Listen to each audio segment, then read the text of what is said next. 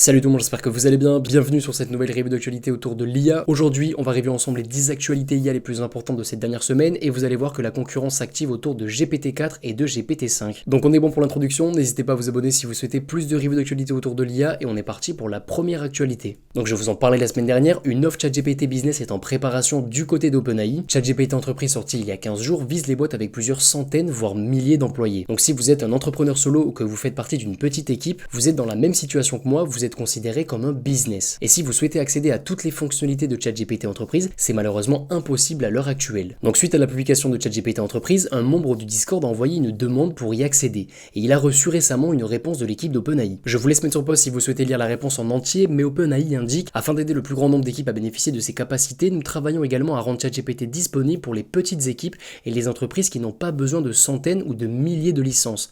Nous aurons plus d'informations à partager d'ici peu.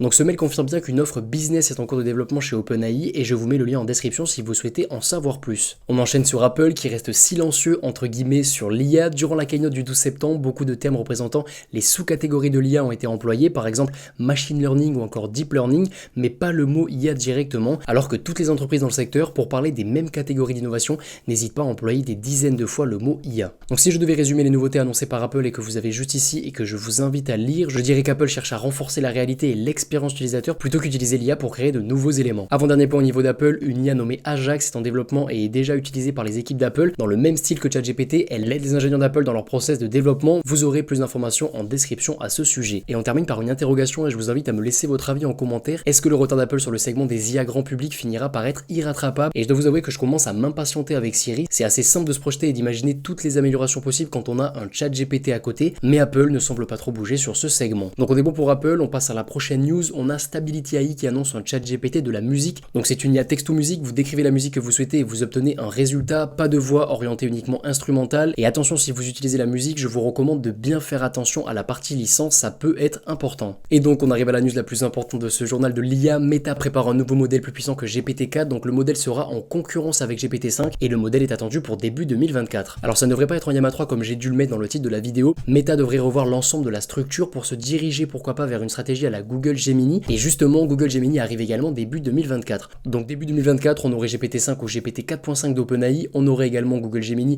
avec une nouvelle structure confirmée et on aurait un Llama 3 officiellement annoncé par Meta comme meilleur que GPT-4. Donc on risque d'assister à une véritable course entre les trois géants d'IA, ce qui fera automatiquement drastiquement baisser les coûts d'accès à l'IA. Et si Meta push son IA en open source comme elle l'a fait avec Llama, on va voir arriver des modèles open très intéressants. Et dernier point, je vous prépare une vidéo sur le sujet qui devrait sortir la semaine prochaine. Ensuite, on a Roblox qui annonce un chatbot pour aider les créateurs et développeurs à construire des scènes et des environnements. Roblox Assistant, c'est le nom du nouveau chatbot Roblox. Objectif, aider les joueurs et les développeurs à construire des mondes virtuels. L'approche est très intéressante et ça pourra permettre à des joueurs absolument pas dev de réaliser des environnements très complets. Ensuite, on a de l'IA qui débarque dans Slack et dans Zoom. Du côté de Zoom, on a la possibilité de générer des messages, même process que Notion AI. On a la possibilité également de résumer une réunion à tout moment, d'extraire les moments où un prénom a été mentionné et on n'a aucune date de lancement annoncée, mais je vous recommande de les contacter si vous souhaitez accéder à ces nouveautés. Du côté de Slack, c'est plus intéressant, récap d'un channel de discussion, résumé d'un thread, possibilité d'interagir sous forme de chat avec la barre de recherche, nouveau hub dédié à l'automatisation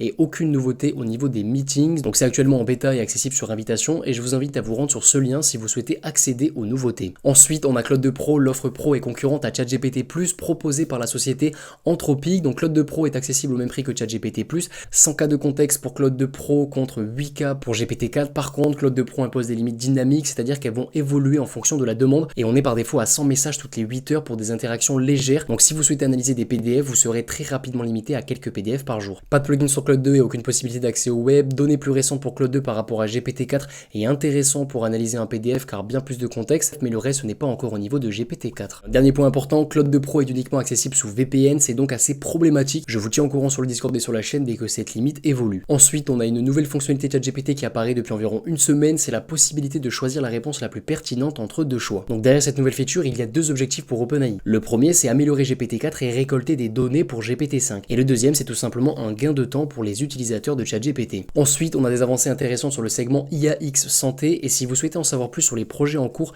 et futurs dans ce segment, je vous recommande de suivre Jean-Emmanuel Bidot sur X et vous avez également son entretien chez France Inter qui est très intéressant, je vous laisse le lien en description. Et on termine ce journal de l'IA par Vercel qui push un outil nommé V0, c'est une sorte de Midjourney mais qui permet de générer générer des éléments HTML, CSS. Donc on arrive à la fin de cette review d'actualité autour de l'IA, j'espère qu'elle vous aura plu. Si vous avez la moindre question, n'hésitez pas à venir sur le Discord, vous aurez le lien du Notion en description et je vous souhaite une belle journée, on se dit à très vite, ciao ciao.